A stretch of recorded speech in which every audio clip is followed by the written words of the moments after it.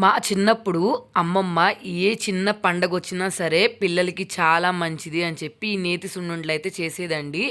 నేతి సున్నుండ ఎలా చేయాలో అమ్మమ్మ స్టైల్‌లో చూద్దాము. ఫస్ట్ ఒక కప్పుతో 3 కప్స్ మినపగుళ్ళు గాని, మినపప్పు గాని తీసుకొని లో ఫ్లేమ్‌లో బాగా ఫ్రై చేయండి. ఫ్రై అయిన తర్వాత పక్కన పెట్టేసి ఆరబెట్టండి. ఈ ఆరే లోపున మనం బెల్లం రెడీ చేసుకోవాలి.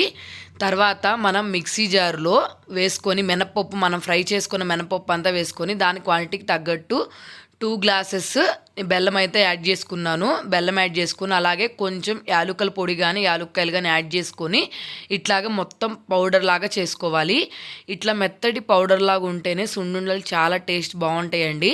మనం ఏ కప్పుతో అయితే అంటే ఏ గ్లాస్‌తో గాని కొలత అయితే తీసుకున్నామో దాంతోనే ఒక కప్ అయితే నేను నెయ్యి తీసుకున్నాను.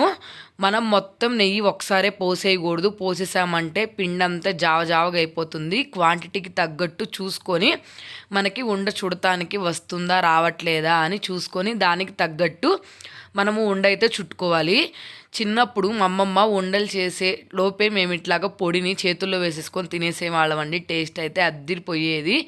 నెక్స్ట్ ఇంకోటి ఏంటంటే ఈ సున్నుండలు నిల్వ ఉండాలంటే మనం ఫస్ట్ ఆయిల్ లేకుండా మినపప్పుని ఫ్రై చేసాం కదా, ఆ ఫ్రై చేసే దాంట్లోనే ఈ సున్నుండ టేస్ట్ అంతా ఉంటుందండి. లో ఫ్లేమ్లో మినపప్పు మంచి స్మెల్ వచ్చేంత వరకు ఫ్రై చేసుకోవాలి.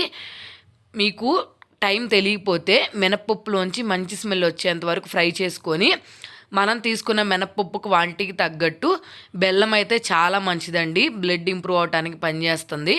కాబట్టి షుగర్ స్కిప్ చేసేసి బెల్లం అయితే యాడ్ చేసుకొని అలాగే యాలుక్కాయల పొడి యాడ్ చేసేసుకొని మనం ఇట్లాగా సున్నుండలు చుట్టుకున్నామంటే నేతితో అమ్మమ్మ స్టైల్లో నేతి సున్నుండలు అయితే అద్దిరిపోతాయండి. ఈ స్వీట్ హెల్త్కి చాలా మంచిది పిల్లల నుంచి పెద్దవాళ్ళ వరకు. కాబట్టి ఒక్కసారి ట్రై చేయండి.